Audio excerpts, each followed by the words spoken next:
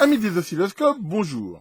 Il y a quelque temps, je vous ai présenté l'oscilloscope tablette Mixig TO1104 qui avait cette particularité quelque part d'être vraiment une tablette, c'est-à-dire d'avoir aucun bouton de commande, que ce soit rotatif à pousser ou autre, et d'être aussi complètement autonome. C'est vrai que c'est un petit peu plus épais, on va dire, qu'une tablette traditionnelle.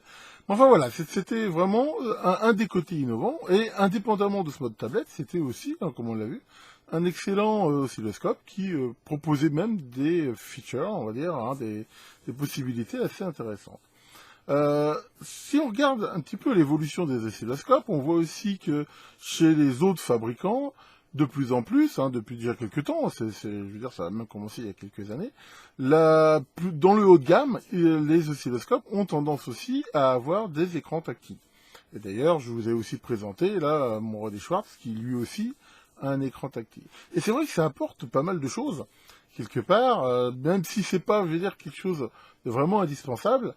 Mais voilà, on voit que, on va dire, les oscilloscopes classiques, ils vont vers des écrans tactiles.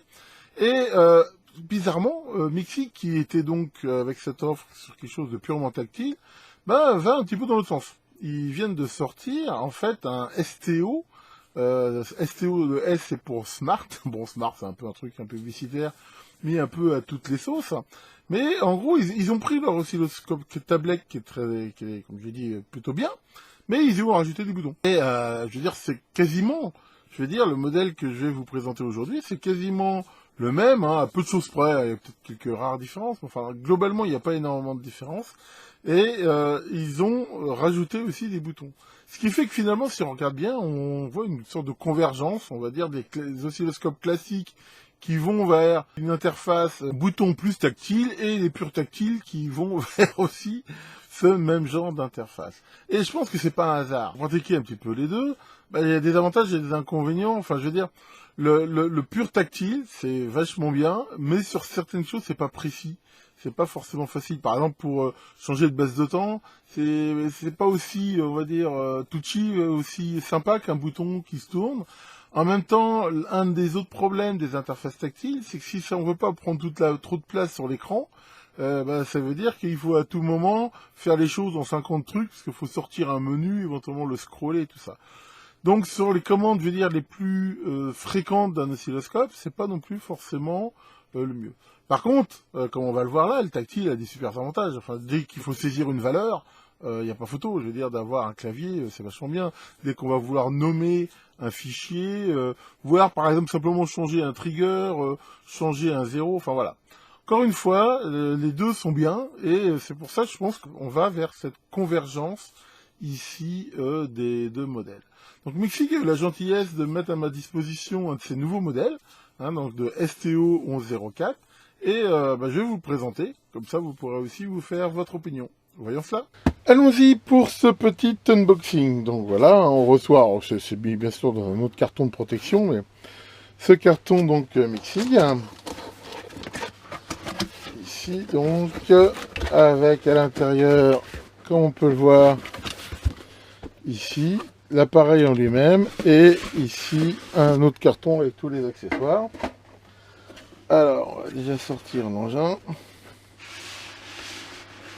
Voilà, comme on voit, c'est plutôt bien emballé et bien protégé ici dans ces coques plastiques. Et on peut voir aussi qu'ils ont une sorte de film plastique ici qui le protège aussi. Donc voilà, et là, il est équipé de sa poignée de transport ici. Alors on va le regarder bien sûr en détail tout à l'heure. Sinon, côté accessoires, nous avons bien sûr ici un certificat de calibration, voilà, qui a été fait en 2019 en février, donc comme on peut le voir, c'est plutôt récent. Et ici donc une package list. Donc ici il y a cette protection ici qu'on peut éventuellement mettre sur l'écran. Bon, je l'avais pas mis sur la tablette parce que je trouve que c'était très compliqué à mettre. Enfin voilà, éventuellement ça peut servir ici si on le veut. Il y a bien sûr ici ce bloc d'alimentation.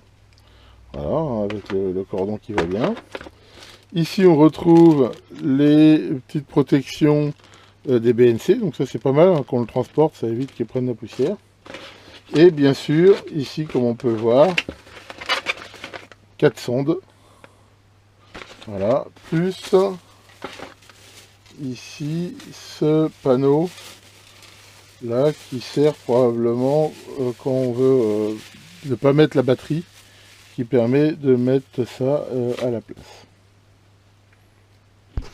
Alors regardons un petit peu ce superbe oscilloscope. Alors ce qui est sûr, c'est que voilà, il y a un reflet ici sur l'écran, mais à la limite c'est pas très gênant, hein. Surtout quand il s'allume, on le voit moins, mais j'ai pas trouvé trop comment l'enlever. Donc encore une fois, il faut bien voir que c'est une évolution de la tablette que je vous ai déjà présentée, qui se trouve ici. On retrouve énormément de similitudes.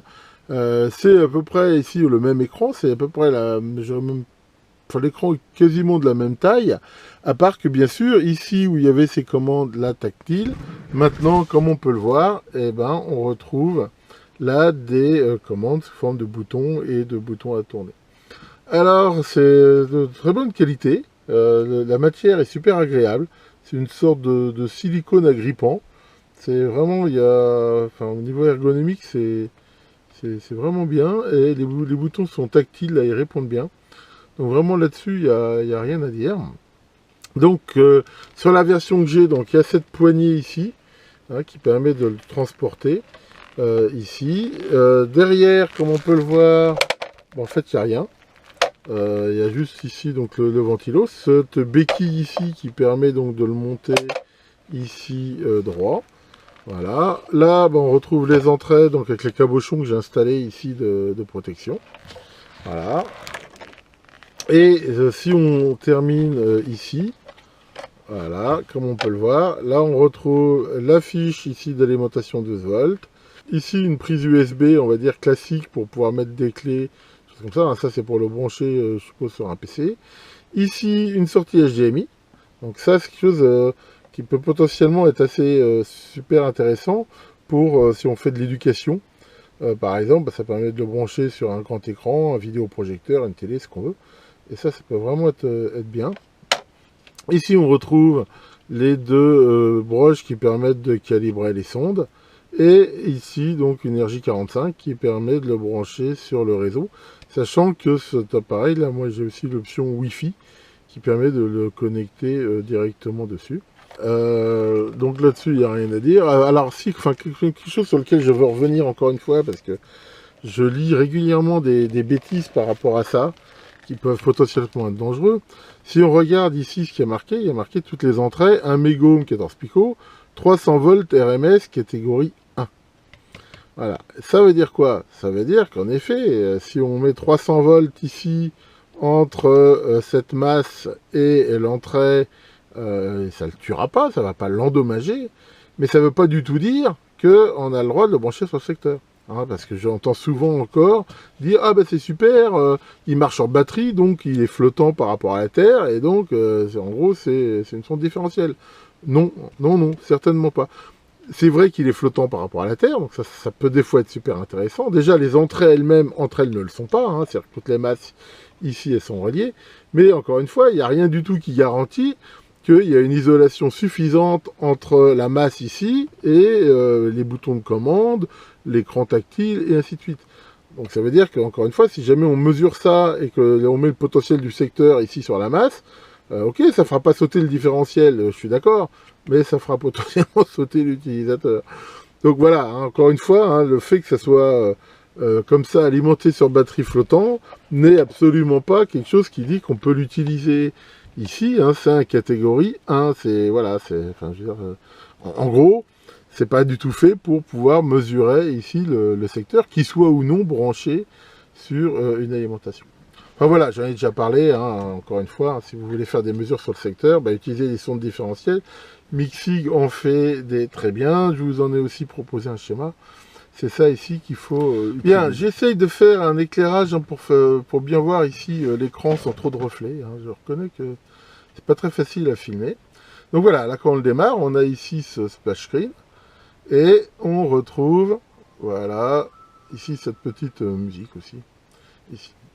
Et voici, on a ici cet écran qui est vraiment, je veux dire, enfin, très agréable, et qui reste bien sûr, hein, comme on le voit, tactile. Hein, donc comme je l'ai dit, c'est toujours cette approche ici tactile, mais avec en plus la possibilité ici d'avoir des réglages en plus. Donc on retrouve ici les principales, on va dire, commandes. Hein, par exemple, voilà, si on va arriver ici sur le Home, ça reste ici un mix entre les deux. On retrouve ici un certain nombre de réglages, hein, que je vous avais déjà montré. Alors, quelque chose qui est intéressant, c'est que voilà, ça existe en français. Et d'ailleurs, quand je l'ai reçu, il était déjà positionné sur français. Bon, moi, je le remettrai sur anglais parce que j'aime pas en français, mais je veux dire, ici, voilà, ça, c'est quand même quelque chose qui est vraiment intéressant. On retrouve, par exemple, ici, tous les réglages au réseau, la possibilité de faire une mise à jour. On peut faire la mise à jour directement à partir du réseau. Alors, ça, c'est aussi quelque chose d'assez sympa. Alors, il y a possibilité aussi, si on veut, justement, de verrouiller le tactile. En fait, de ne garder qu'un fonctionnement par bouton. Donc ça, c'est pas forcément intéressant, mais on peut le faire. Et on retrouve, hein, je vous le remontrerai, la possibilité donc de lire des vidéos, d'enregistrer des vidéos, de regarder des snapshots. Hein. Il y a 8 Go dedans, hein, donc il y a de la place. Il y a aussi ici ce guide, voilà, qui permet, alors lui, il n'a pas été traduit par contre, mais qui permet ici quand même, voilà, rapidement d'avoir cette sorte de doc en ligne, voilà, comme on peut voir ici, qui permet assez facilement de trouver les fonctions ici principales. Alors juste pour essayer, ici on va pouvoir faire un premier essai, voilà, bah, en mettant une sonde hein, dessus. Donc, alors ce qui est intéressant aussi dans les sondes, ici comme on peut le voir, c'est que c'est des sondes 200 MHz. Et ça, c'est plutôt une bonne chose, parce que sur un oscillo 100 MHz de bande passante, mettre une sonde 100 MHz, à la fin, on n'a pas vraiment 100 MHz, parce que les atténuations s'additionnent. Donc là, c'est livré avec des sondes 200 MHz, ce qui est vraiment ici plutôt intéressant. Donc là, on va pouvoir faire la fameuse compensation, hein, que tout le monde connaît. La première chose à faire, je rappelle, quand on a un oscilloscope. Donc là, on branche la sonde directement. On se met en mode oscilloscope. Et voilà, et ici on peut bien sûr faire le fameux mode automatique. Voilà. Alors quelque chose qui est super sur cet oscillo, justement, c'est qu'on peut choisir quand on est en oscilloscope, à partir de quel niveau de tension il va considérer que qu'il y a vraiment un signal branché dessus, qui va lui permettre ici de ne pas prendre en compte les autres channels. Et là, on voit aussi tout de suite un autre avantage du tactile, c'est que quand il y a une valeur à rentrer, on peut ici facilement la rentrer de façon, je veux dire, tactile avec le clavier. Si maintenant ici je refais ici auto, voilà, on voit que maintenant, grâce à ça, j'ai pu régler sur quels critères il détecte un signal automatiquement, et ici, voilà, me mettre ici la sonde. Donc là, on retrouve toujours ce côté ici tactile, hein, on peut très bien changer tactiquement, mais bien sûr, là, on peut aussi, comme on le voit, le faire ici avec les boutons. Donc on a un petit peu le meilleur ici des deux mondes. Et on voit que la sonde, là, pour info, elle est quasiment...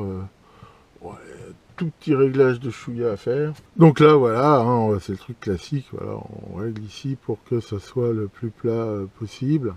Et voilà, donc ça se fait, je veux dire, enfin, c'est très classique. Hein. Puis normalement, une fois qu'on change plus la sonde de place, il n'y a pas vraiment besoin ici d'y retoucher. Alors rapidement, pour compléter cette première présentation, si vous allez sur le site de Mixig, alors c'est vrai que c'est en anglais, mais en gros, voilà, qu'est-ce qu'on peut retenir des principales caractéristiques? Chose qui est sympa, 28 avec un point d'échantillonnage, donc ça c'est quand même pas mal, hein. Je dirais même que c'est un scope de cette catégorie de prix, sans doute un des meilleurs. 80 000 frames secondes, donc ça c'est pareil, ça veut dire qu'il capture les événements ici assez vite. Faut pas confondre ça avec la fréquence d'échantillonnage, c'est un petit peu combien, enfin je veux dire, ça mesure quelque part le temps qu'il met entre chaque capture de ligne en fait. Hein. Il y a des oscillos, ils peuvent très bien échantillonner très vite, mais pas souvent. On peut le voir un petit peu comme ça. Et là en option, donc, on verra donc tous les décodages des principaux bus série. Et là, voilà, on voit ici un exemple, hein, par exemple. Hein, on peut ici regarder ce qui se passe. Bon, ça, je vous l'avais déjà montré. Hein, il est très très riche aussi en mesures diverses et variées des signaux. Le Wi-Fi, la possibilité donc de piloter, comme je vous l'avais aussi montré avec un Android, un iPad ou ce qu'on veut, donc ça c'est assez sympa. On peut éventuellement y brancher une souris, hein, pour ceux qui sont fâchés avec le tactile. Encore une fois, un des gros avantages qu'on va avoir ici, bah, c'est voilà, c'est dès qu'il faut saisir des valeurs, que ce soit un nom de fichier, un nom de signal et autres, d'avoir un clavier, c'est un confort incommensurable. Parce que tous les systèmes à la con, là où il faut avec une molette aller sélectionner lettre par lettre, c'est vraiment pas pratique. Il y a quand même 8 Go de stockage. Et 8 Go, c'est quand même confortable. C'est-à-dire que sans même avoir besoin d'avoir une clé USB ou n'importe quoi, on va pouvoir enregistrer des copies d'écran, des références. Je ferai une vidéo pour revenir un peu sur cette notion. J'en ai déjà parlé, mais souvent, c'est pas assez... Enfin, on voit pas tout ce qu'on peut faire avec. Hein. Ça permet de comparer un signal qui a été enregistré à un moment donné avec un autre pour regarder justement les différences. On peut enregistrer tous les échantillons sous forme CSV, binaire. Et encore une fois aussi, la possibilité ici de faire des vidéos. Et ça, c'est des fois aussi... Enfin, ça fait quelque chose de dynamique, mais bien sûr, ça prend plus de place. Il existe en gros 3 modèles avec 2 types d'options. C'est-à-dire, en gros, il y a les modèles, comme on voit ici, normaux, et ce qu'ils appellent plus. Donc ils sont pas emmerdés à faire des tas d'options, machin avec l'option A, l'option B. C'est en gros, c'est le modèle de base ou les modèles avec option. Et les modèles avec option, ils ont un plus derrière. Et en moyenne, à peu près, hein, je vous dis ça, les prix sont pas encore trop connus, mais enfin d'après ce que je sais, c'est de l'ordre de presque un peu moins de 100 € de plus. C'est-à-dire que pour avoir les options, bon, je vais vous les détailler, il faut rajouter à peu près 100 €. Donc ce qui diffère, c'est le nombre de voix et la bande passante. Donc on voit qu'il y a 2 modèles, 2 channels, un à 100 MHz, l'autre à 150, et celui que je vous ai montré ici, qui est un 4 voix à 100 MHz. Ça change pas le sample rate, hein, donc attention, hein, ça veut dire que justement c'est partagé, hein, quand il y a 4 voix ici, voilà, enfin ils mettent bien single channel. C'est-à-dire que quand on met 2 voix, eh ben, ça partage le temps d'échantillonnage. Les 28 mégas sample de mémoire, donc ça c'est bien, c'est confortable. Hein, c'est-à-dire qu'on va avoir du détail, on va avoir de la durée d'enregistrement. Bon, ça je reviens pas là-dessus. On peut bien sûr limiter les bandes passantes. Alors en même temps, il y a filtre passe haut, passe bas. Dans certains cas, des fois ça peut être intéressant. Ici, bon, on regarde, en effet, hein, ça je vous l'ai remontré, je vais pas revenir là-dessus, la fameuse app, donc les 8 Go de stockage, les trigger types où on retrouve, bon, je veux dire, bon, tous les grands classiques, toutes les mesures, enfin voilà, vous pouvez aller sur le site pour voir les détails. Et alors c'est là qu'on voit les options. Hein, tout ça, là, tant que c'est marqué comme ça, c'est en standard. Donc qu'est-ce qu'apportent les options plus? Ça va apporter le décodage de bus, et donc on voit que ça décode les principaux, hein, UART, CAN, LIN, SBI, voilà, tous ces bus-là. La batterie, hein, c'est-à-dire que le modèle de base, lui, il ne fonctionne qu'avec l'adaptateur secteur, alors que si on a pris le modèle plus, eh ben, on a cette possibilité, donc si on le transporte, hein, d'aller sur le terrain, d'être autonome. Et après, il y a des accessoires, hein, et donc on voit que livret en standard avec, on retrouve les 4 sondes, hein, donc des 200 mégas, des x10. Ça aussi, c'est quelque chose qui est plutôt bien. En fait, souvent, quand c'est livré avec des x10, x1, hein, je l'ai déjà dit aussi, je veux dire, les sondes, des bonnes sondes, normalement, il n'y a pas d'interrupteur dessus. Hein, donc, il faut mieux des sondes qui sont toujours x10 que des sondes x10, x1. Ça, c'est plutôt bien. Le module d'alimentation, le cordon, voilà, enfin, tout ça. Donc, tout ça, c'est, on va dire, en standard, hein, sachant que le manuel, il est téléchargé en ligne. Et dans les options, hein, donc ils vont aussi dans ce pack plus, on va avoir la poignée de transport, le fameux film de protection et justement la batterie. Donc voilà, hein, c'est en fonction de ce qu'on a besoin et du prix qu'on peut mettre. Ici, les différents modèles. Donc la gamme de prix en TTC, c'est de l'ordre entre 600 et 780 à peu près à vue de nez. Hein. Ici, bien sûr, en fonction du ce qu'on prenne le modèle plus ou pas et les bandes passantes. Alors, mon conseil, encore une fois, hein, ici, c'est 100 MHz, de toute façon, c'est déjà quand même confortable. Bon, 150, c'est mieux. Enfin, déjà, d'avoir 100 mégas, c'est quand même, pour la majorité des choses, suffisant. Et après, avoir 4 voix, bah, à moins d'en avoir réellement besoin, en fait, moi, je suis pas... Enfin, si on regarde dans la réalité, c'est assez rare qu'on se serve des 4 voix. Ça arrive, hein, je dis pas, mais c'est quand même pas hyper fréquent. Bon, maintenant, la 4 voies, c'est vrai que si on fait de la logique, voilà, pour le coup, il y en a moins qu'analyseur logique, mais ça permet de voir plus. Bon, enfin, voilà, je veux dire, enfin, si vous cherchez quand même un oscilloscope avec écran tactile, assez sympa et relativement puissant, bah, déjà, ce modèle-là est quand même ici très très bien. Et il faut dire que, alors, il est un petit peu plus cher que le Siglon que je vous avais présenté et autres, hein, encore une fois, mais ici, on a le côté tactile qui est quand même assez sympa et il présente, comme on l'a vu, des possibilités que d'autres n'ont pas. Donc c'est pour moi quand même un très bon choix aussi et qui présente voilà le meilleur des deux mondes entre de tablettes pures et oscilloscope. Voilà pour cette présentation. Ils ont aussi quand même amélioré deux trois petits trucs, quelque chose que j'ai oublié de dire. C'est vrai que de temps en temps sur l'autre, le ventilo, on l'entendait un petit peu. Là, ils ont vraiment fait des progrès. Parce que sur le nouveau, enfin, j'ai même pas fait gaffe. Hein. Je me suis fait la remarque en fait en regardant l'ancienne vidéo vite fait que sur celui-là vraiment ils ont bien corrigé ça. Mais voilà, hein, je veux dire, comme on le voit, enfin, c'est qu'une évolution quelque part de leur ancien modèle, mais il était déjà bien. J'ai vu mis à l'époque la note de 17 sur 20, et celui-là, bah, je vais faire pareil, voir mieux, parce que je veux dire, à la limite, je veux dire, il a rien en moins, et il a plutôt des choses en plus. Alors par contre, en effet, il a quand même le fait que il se positionne un petit peu différent dans la mesure où le silo tablette avait aussi cette notion d'être portable facilement, il n'y a rien qui dépasse. C'est aussi bien de pas avoir de boutons, on risque pas de les accrocher, de mettre de la poussière, de les salir et autres. Donc c'est vrai qu'aussi cet oscilloscope, il se positionne un petit peu comme concurrent, on va dire, des oscilloscopes de table quelque part. Il est quand même moins fait, d'ailleurs on voit, il n'y a pas toutes ces protections autour, il est quand même moins fait pour être vraiment, je veux dire, un oscilloscope de terrain. Hein, on va dire qu'il est un petit peu mixte, mais il offre quand même, comme on le voit, cette possibilité de fonctionner sur batterie, ce qui le rend quand même, je veux dire, assez facile à transporter, à bouger.